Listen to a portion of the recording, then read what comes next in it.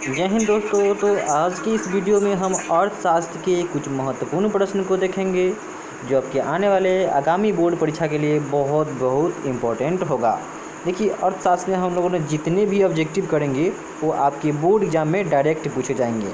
जैसे कि आपको पता है कि अब ऑब्जेक्टिव की संख्या जो है आपका कम कर दिया गया है, यानी कि 60 ऑब्जेक्टिव रहेगा, उनमें से आपको 50 का जवाब देना पड़ेगा। इसीलिए आप अधिक से अधिक ऑब्जेक्टिव प्रश्न का तैयारी करेंगे, तब जाकर एग्ज़ाम में अच्छे खासे आप परसेंटेज ला सकेंगे। तो वीडियो को आप लोग शुरू से लेकर अंत तक देखने का प्रयास कीजिएगा, क्योंकि इसमें जो भी कराए जाएंगे ऑब्जेक्टिव वो आपके एग्ज़ाम के लिए बहुत इंपॉर्टेंट और बहुत खास होगा। ठीक ना। देखिए, सबसे पहला जो प्रश्न है आपको दिखाई दे रहा होगा स्क्रीन पर, आइए इसको हम लोग समझने का प्रयास करते हैं और सोल्व भी करते हैं बारी बारी से। ठीक ना। देखिए, पहला जो हमारा चैप्टर है अर्थव्यवस्था एवं इसके विकास का इतिहास, तो इसके जितने भी ऑब्जेक्टिव बन सकते हैं, यानी कि 50 हो गया, 60 हो गया, ये सभी के सभी महत्वपूर्ण हैं और आपके एग्ज़ाम में ये बेसिकली जो है पूछा हुआ सभी के सभी प्रश्न हैं। जैसे कि आपको यहाँ पर दिखाई दे रहा होगा, ये 14, 17, 18, 19, 21, 22 में ये प्रश्न पूछा हुआ है। इनमें से किसको प्राथमिक क्षेत्र भी कहा जाता है? ठीक ना। ऑप्शन में एक है सेवा क्षेत्र, बी में है कृषि क्षेत्र, सी में है औद्योगिक क्षेत्र, डी है इनमें से कोई नहीं। तो आपको पता है कि प्राथमिक क्षेत्र को हम लोग कृषि क्षेत्र के भी नाम से जानते हैं, तो ऑप्शन नंबर इसका बी जो है करेक्ट हो जाएगा। बढ़ते हैं इसके अगले प्रश्न की ओर। तो अगला प्रश्न है आपका जो कि स्क्रीन पर दिखाई दे रहा होगा, इनमें से कौन से देश मिश्रित अर्थव्यवस्था है? ठीक ना। ये भी देखिए 14, 17, 18, 19 में पूछा हुआ यह प्रश्न है। ठीक ना। ऑप्शन ए में है अमेरिका, बी में है रूस और सी में है भारत और डी में है इनमें से कोई नहीं।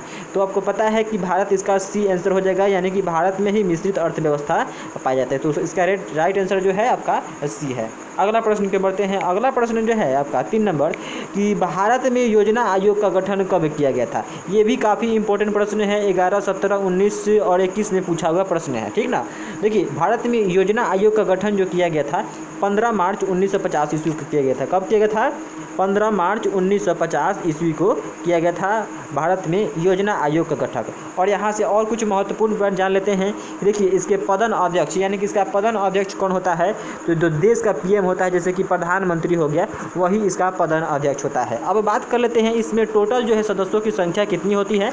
तो योजना आयोग में जो टोटल सदस्यों की संख्या होता है 8 होता है। कितना दोस्तों होता है? 8 होता है। ये सभी तीनों का तीनों पॉइंट जो है काफ़ी इंपॉर्टेंट है।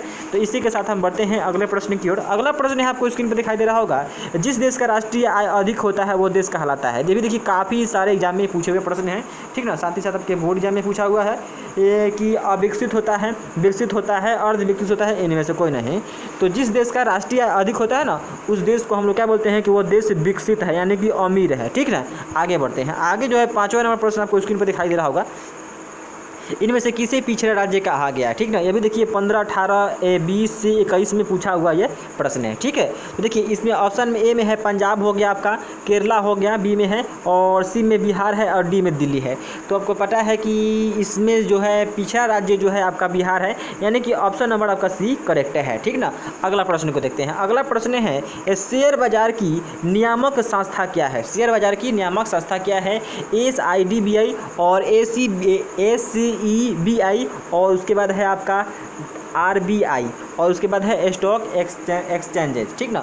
तो इसका राइट जो आंसर हो जाएगा आपका बी हो जाएगा। ठीक। आगे अगला प्रश्न को देखते हैं। अगला प्रश्न है कि भारत में किस राज्य की प्रति व्यक्ति आय सबसे कम है? ठीक ना। देखिए, हमने बताया पहले ही कई वीडियो में कि भारत में सबसे अधिक प्रति व्यक्ति आय जो है गोवा राज्य के है। जब सबसे अधिक पूछेगा तो गोवा राज्य के बोलेंगे, लेकिन यहाँ पे पूछ रहा है प्रश्न सबसे कम है, तो ध्यान देना है। ठीक ना।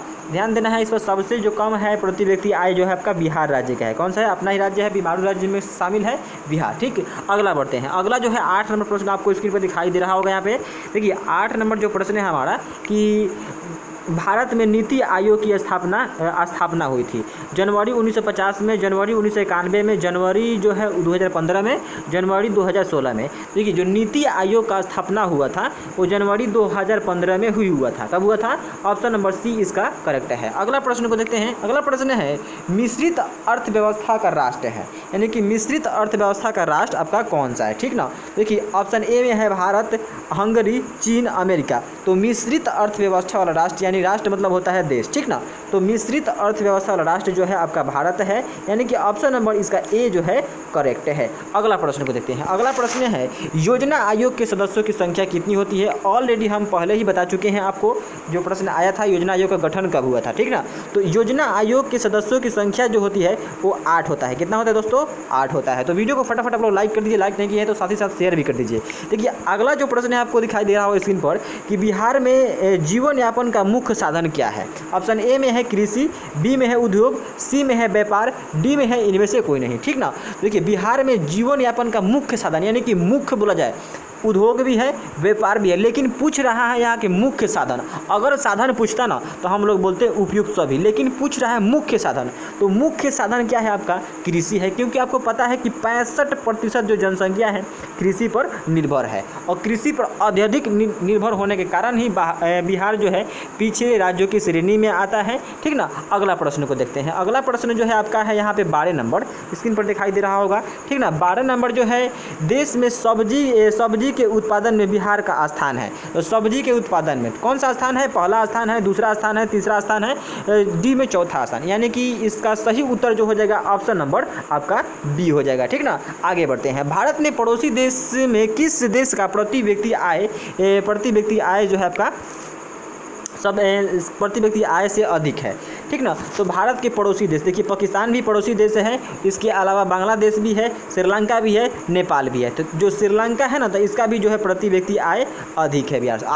आगे बढ़ते हैं भारत से आगे इसमें जो है आपका 14 नंबर प्रश्न जो है आपको दिखाई दे रहा होगा। 14 नंबर प्रश्न है आपका कि इनमें से कौन योजना आयोग के प्रधान अध्यक्ष होते हैं, ठीक ना। ऑप्शन ए में है प्रधानमंत्री, बी में है योजना मंत्री, सी में है राष्ट्रपति और डी में है इनमें से कोई नहीं।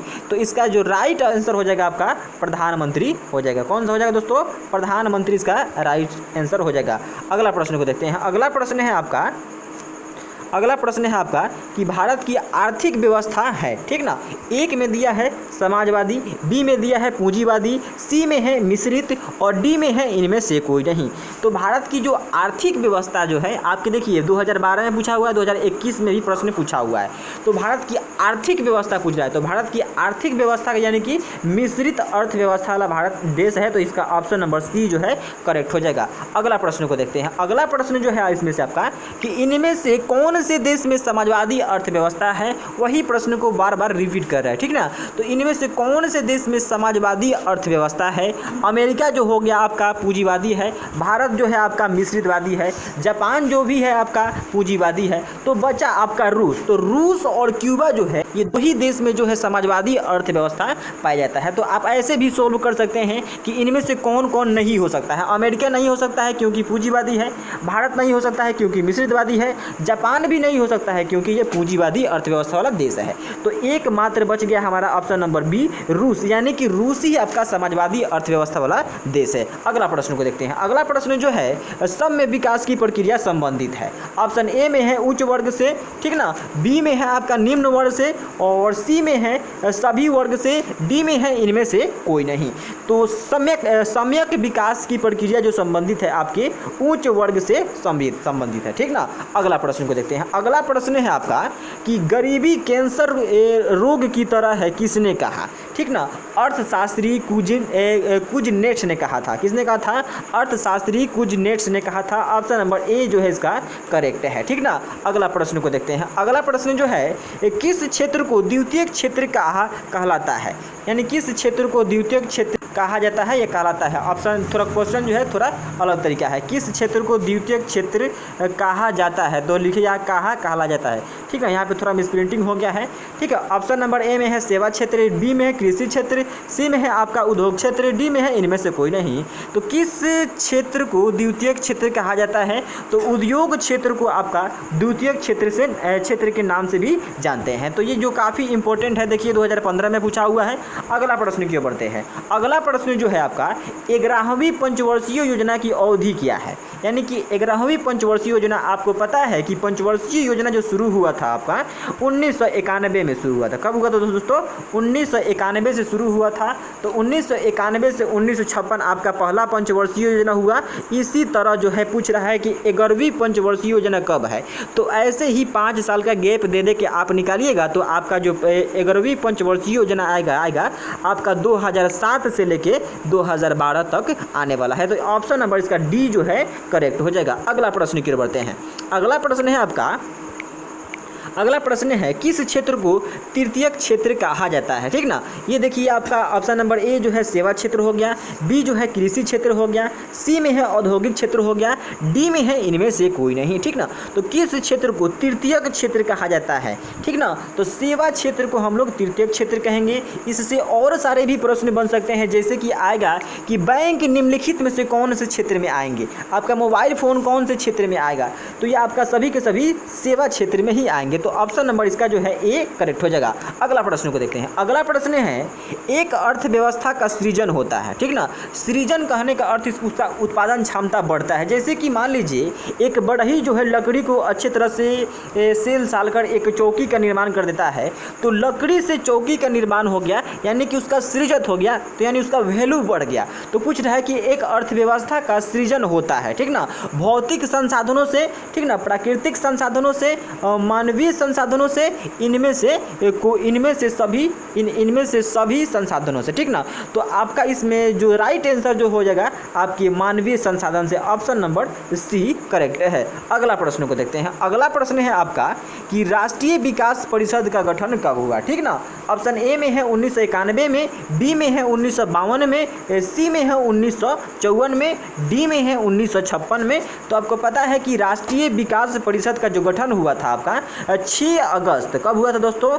6 अगस्त 1952 ईस्वी को हुआ था। और यहाँ से एक और बात जान लीजिए कि जो राष्ट्रीय विकास परिषद का जो गठन हुआ था आपका 6 अगस्त 1952 ईस्वी को, इसका जो प्रधान अध्यक्ष होता है, यानी कि इसका जो प्रधान अध्यक्ष होता है वो सभी राज्य के मुख्यमंत्री होते हैं। ठीक ना, सभी राज्य के मुख्यमंत्री होते हैं। तो याद रखना है आपको कि राष्ट्रीय विकास परिषद का गठन कब हुआ था, तो आपका 6 अगस्त 1952 ईस्वी को हुआ था। इसके प्रधान अध्यक्ष की बात करें तो जो भी राज्य हैं आपके, जैसे कि बिहार राज्य हो गया, तो बिहार राज्य के प्रधान राष्ट्रीय विकास परिषद के बिहार में जो है प्रधान अध्यक्ष कौन है, तो यहाँ के सीएम हो सकते हैं, यानी कि नीतीश कुमार हो सकते हैं। ठीक ना, तो आज के इस वीडियो में इतना ही। तब तक मिलते हैं हम अगले वीडियो के साथ, क्योंकि ऐसे ही टॉप 10 ऑब्जेक्टिव के लिए यदि आप हमारे चैनल को सब्सक्राइब नहीं किए तो फटाफट सब्सक्राइब कर दीजिए और अपने मित्रों के पास शेयर जरूर कीजिएगा। तब तक के लिए धन्यवाद।